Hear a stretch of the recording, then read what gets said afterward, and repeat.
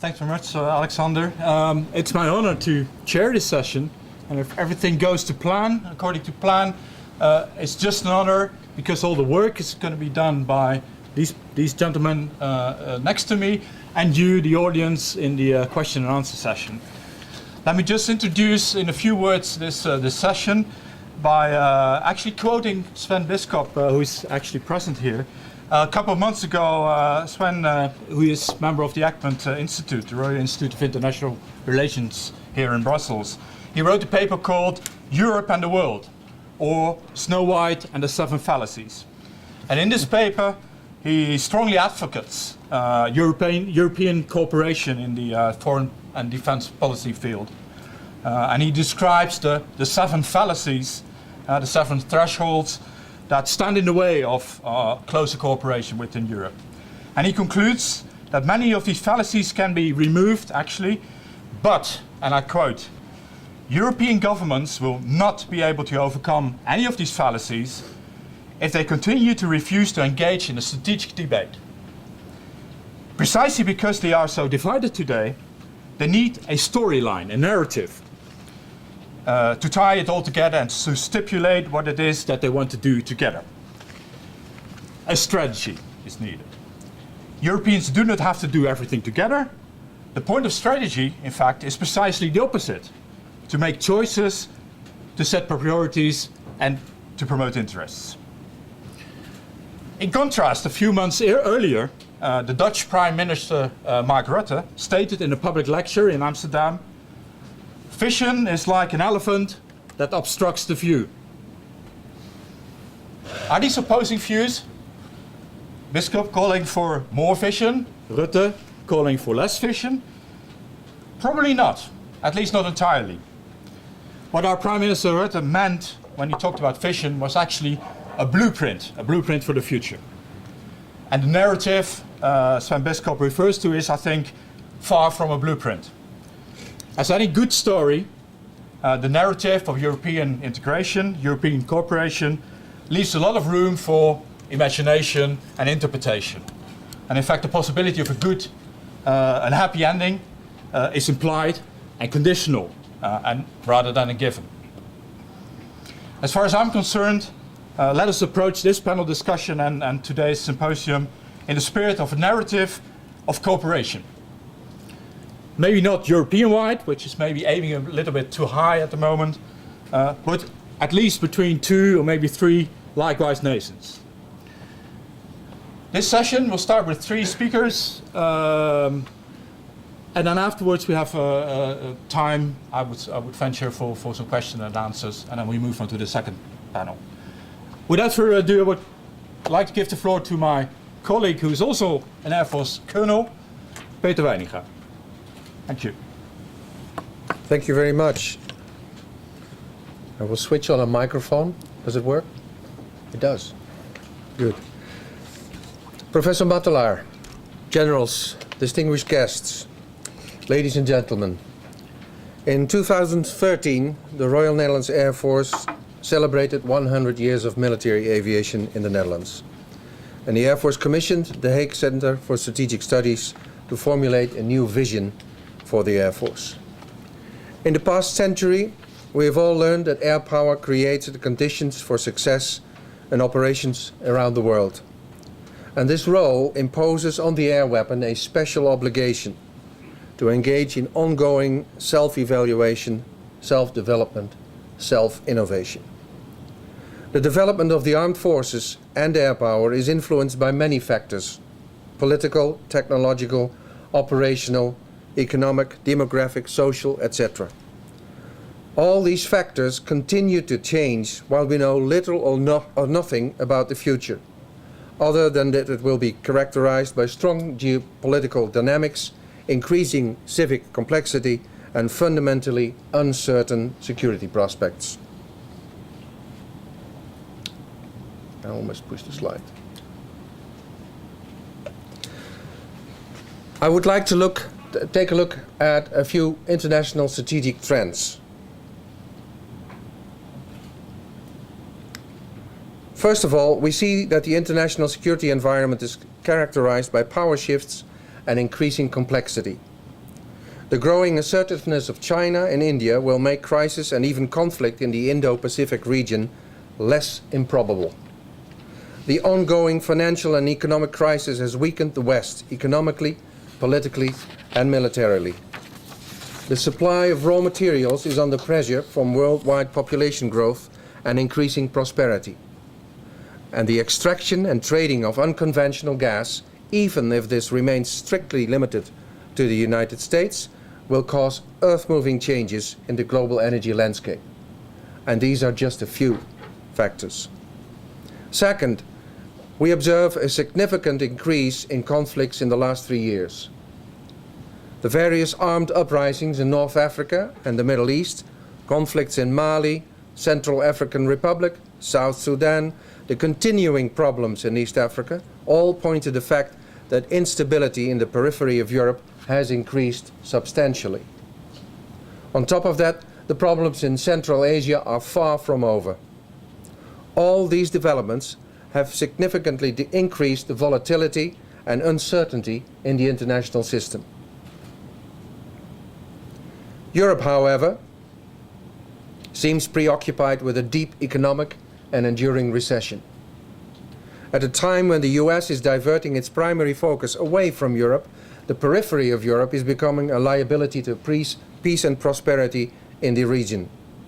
And while Europe should take more responsibility for the stability of that region, Europe seems to turn inward.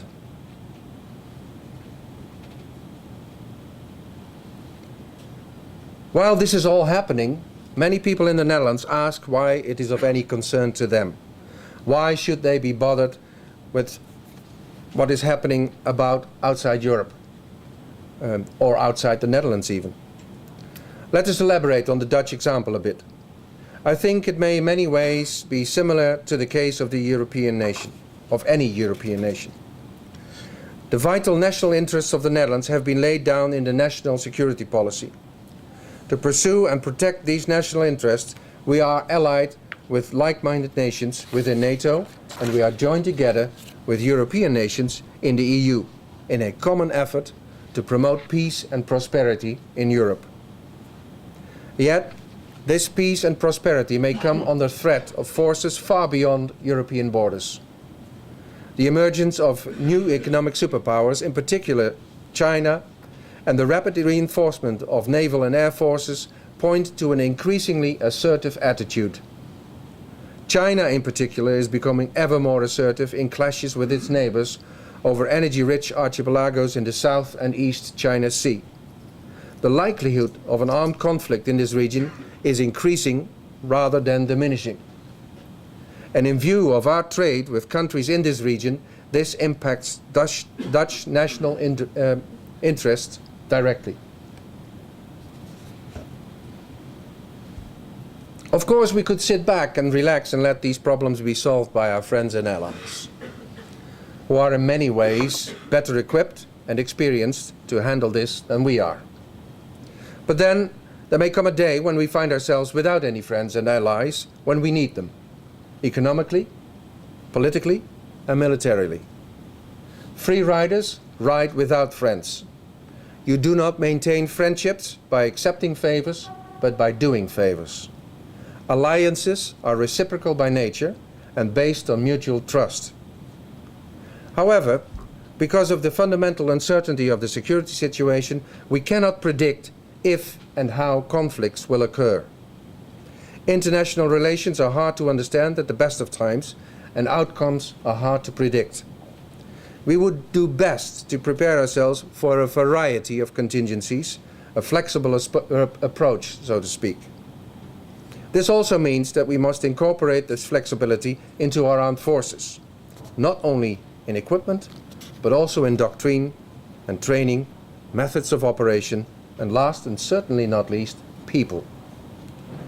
Therefore, we must strive for highly flexible armed forces and a highly flexible air force. It also means that with almost continuously shrinking budgets, we cannot act alone. We must act together. And we must do it better than before, smarter, if you will. A high degree of flexibility has become almost unaffordable for any single nation. but together we may be able to achieve it and put it to good use in a variety of scenarios.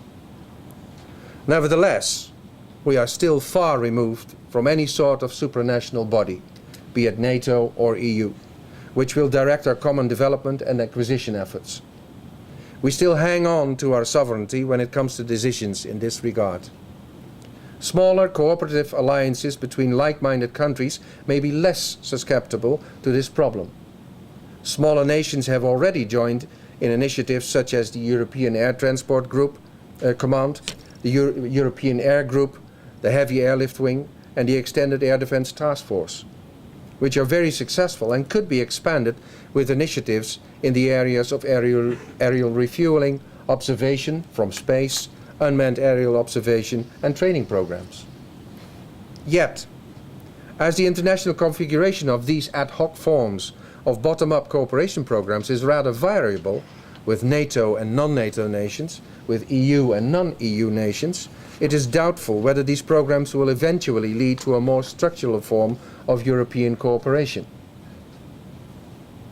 In 2007, the Dutch Council on International Affairs advised the government to further strengthen cooperation within the Benelux. Its report stated that in the past, the three countries, through the convergence of views and joint initiatives, have had a somewhat disproportionate impact on European policy making. Since then, the political interest in the Benelux in all three nations seems to have subsided. But the outside world considers the Benelux a natural partnership. So we are still in a position to take advantage of that fact. Given the historical ties of the Benelux countries, their existing cooperation in many areas, and the fact that other European countries regard such cooperation as an example, intensifying military cooperation seems a viable option. If the Benelux countries cooperate successfully at the military level, others may follow or even join in, thus creating an ink spot effect. Mind you, even with all of its armed forces together, the Benelux may not lead in numbers, but it could certainly lead by example. And in the end, this might gradually move us closer to a more unified European effort. So what can air forces do to contribute to the NATO and EU toolbox? Because of the fundamental uncertainty of the future, considerable adaptive capability is required to respond quickly to threats, conflicts and disasters. National decision-making requires rapid insight into the political and military strategic situation. In times of fundamental uncertainty, this insight is not only required at the start of a particular crisis, but at all times. It must be permanently provided by every available means at the disposal of politicians and military leaders to enable them to anticipate growing instability and crises and stem the national response to the developing contingency.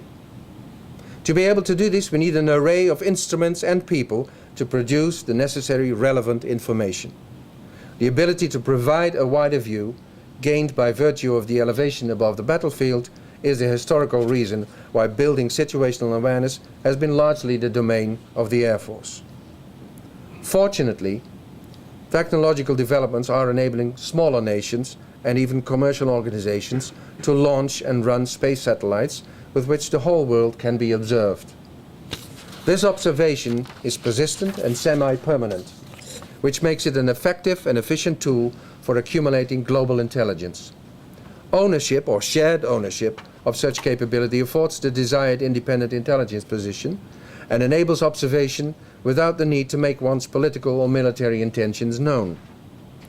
This makes a space-based observation capability extremely well suited to supporting political and military leaders in their effort to anticipate instability and potential crisis situations.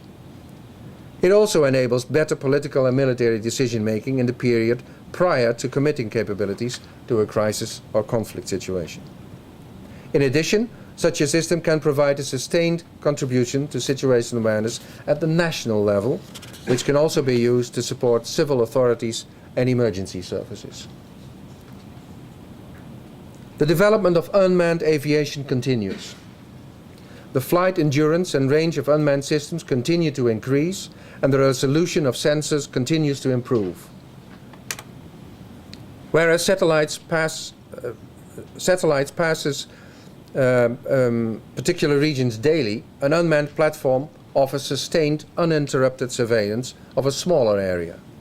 An unmanned reconnaissance plane can expand the situational awareness gained with satellites by charting movements and events in the area of interest, especially when the distinction between combatants and non-combatants is complicated. To close the gap between the strategic intelligence provided by satellites and the tactical information provided by mini or micro UAVs, the Air Force has two options: a multi-role fighter aircraft or the male UAV. Aerial reconnaissance by fighter aircraft provides rapid information of larger areas, specific objects and enemy positions in time-sensitive and non-permissive situations. Its short reaction time, high speed and versatility guarantee timely and accurate intelligence. Its defensive capability provides survivability.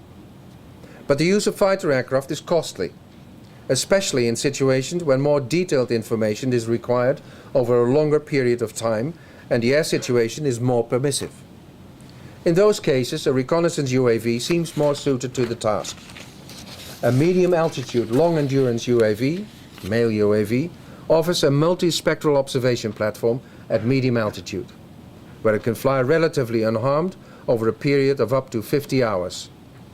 This enables it to cover a large area of interest or to orbit over a specific object or area to establish a pattern of life. Because of these characteristics, a male UAV can gather strategic, operational and tactical information. However, this capability requires a significant degree of air superiority.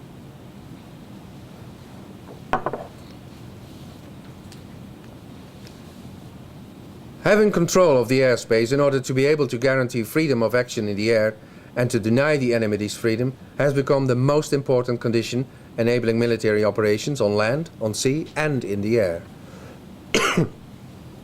Control of the airspace is the point of departure for all other forms of military operations. In the coming decades, technological developments and worldwide investments in offensive air systems and the proliferation of modern and mobile air defense systems will make it necessary to call upon modern multi-role fighter aircraft to create air superiority in the initial phase of a conflict.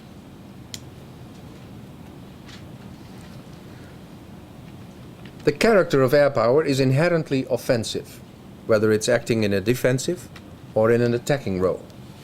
Even the non-kinetic effects of air power exist by virtue of its kinetic effects. In other words, soft power derives its value from credible hard power.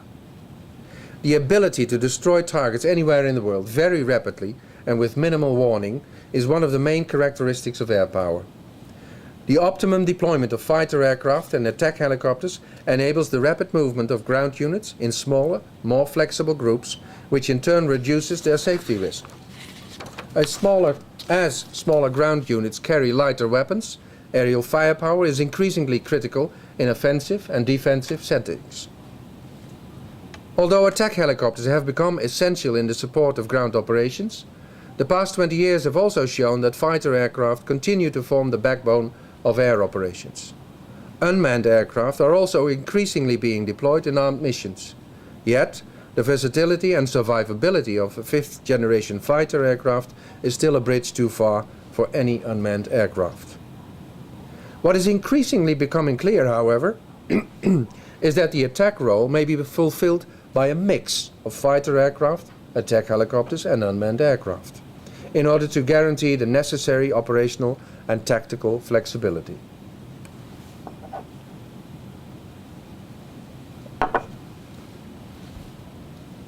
In any military deployment, it's essential to have rapid, flexible mobility operations.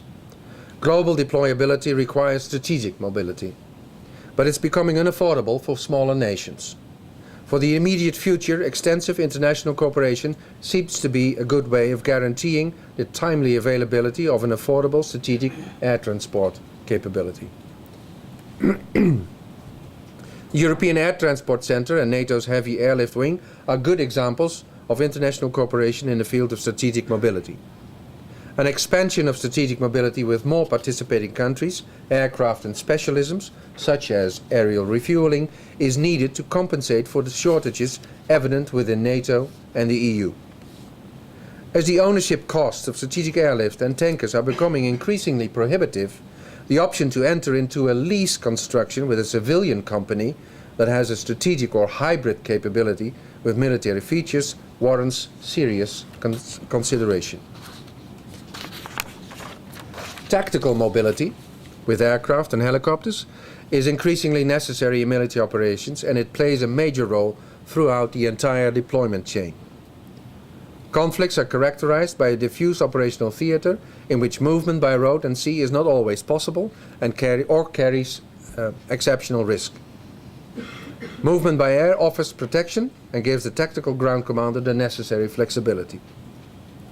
The trend for more frequently employing small specialist light and air mobile infantry groups is increasing the demand for specialized tactical air transport.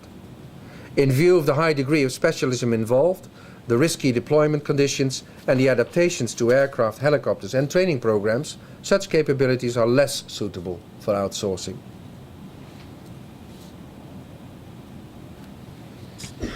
To sum up, the formulation of a vision of the future in times of fundamental uncertainty presents a special challenge. Yet, as the emergence of air power 100 years ago heralded the transformation of military operations, continuous development, adaptation and transformation are necessary requisites for any air force in these uncertain times. An air force built up from a mix of complementary systems that enable it to act, react and adapt to a wide variety of contingencies can contribute significantly to the Allied ability to anticipate, prevent, deter, protect, intervene, stabilize and mobilize as the situation demands. The German military strategist Karl von Clausewitz devoted considerable attention to the advantage of gaining elevation above the battlefield, of taking the high ground. Over the 100 years during which air power has developed, the men and women of the various organizational divisions comprising the air weapon have shown how important it is for the armed forces to be able to use the tactical and strategic advantages of possessing or controlling the high ground. But it is also von Clausewitz who recognized that the possession of the high ground confers an advantage that is only temporary. If the situation changes, or the enemy is likewise situated on the high ground, the advantage will be lost. We cannot therefore take the high ground for granted. The high ground position must be actively pursued. This means that taking the high ground is a permanent process, in the sense of technology, doctrine, education, training, military operations and international cooperation. For European air power, there is simply no alternative to investing in highly advanced, highly adaptive technology, and people, collectively. And this concludes my briefing. Thank you very much.